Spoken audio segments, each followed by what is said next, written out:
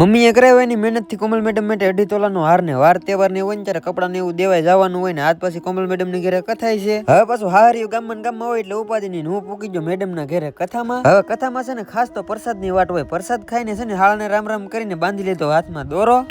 જમવાનું હોય તો એટલે થોડોક જમીન પૂકી ગયો પાછો બીજા મામાની ઘરે, કેમ કે અહીં એક પ્રસંગ હતો એટલે ન્યાય ઘડીક વાર કામ કરાવ્યું. હવે હારિયું પાછું દરિયા કાંઠે છે એટલે પૂકી ગયા રત્નેશ્વર મહાદેવ ને હાથ તો છે ને ભાઈ દરિયો કઈ ઉધાન છેલ્લો હતો. અને તમને દર વખતે કહું રત્નેશ્વર ની તો વાત કરો એટલી ઓછી ને અહીં છે ને આજ દરિયો બહુ તોફાનમાં હતો એટલે મજા બહુ આવી ને મોજા એટલા બધા આવતા હતા. આવા મોજા છે ને ક્યારેક જ જોવા મળે. ઘડીક વાર દરિયા કિનારે ની મજા લીધી ને પછી ત્રીજા પાછા મામા ઘર બાજુ રવાના. મમ્મી ઉભા હતા મામાની ઘરે વાટે ને મારા મમ્મી સાથે આવું ને એટલે અહીંયા હાજ પડી જાય, કેમ કે મામાના ઘર બધા ન્યા જ છે.